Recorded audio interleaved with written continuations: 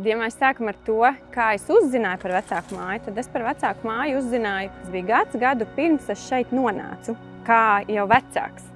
Tajā brīdī, kad es iepazinos, mēs ar savu uzņēmumu atbalstījām vecāku mājas brīvprātīgos, un Ziemassvētku pasākumā visiem dāvinājām dāvanas, un es vecāku mājas tajā spēļu vai viesību atpūtas istabā stāvēja milzīga skaista egle, pie kuras es spēlēju poku un dziedāju. Tā es iepazinos ar vecāku māju, nezinot, kas man sagaida tālāk. Priekšlaikus piedzima mans vecākais dēls 29. nedēļā, un 4 dienas pēc viņa dzimšanas es nonācu bērnu slimnīcā. Intensīvās terapijas nodaļā jaundzimušo.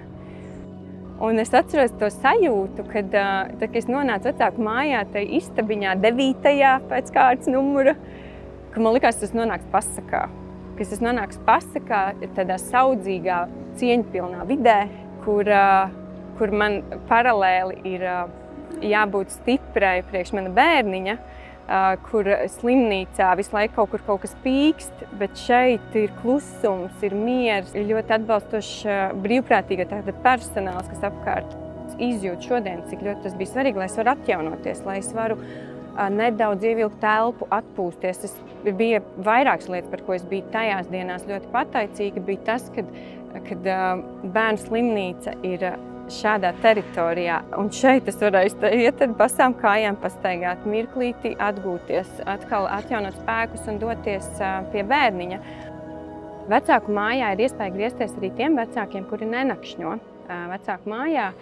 Vecāku māja organizē māmiņām kādas masāžas vai skaistuma dienas, sievišķīgi atkal sajusties.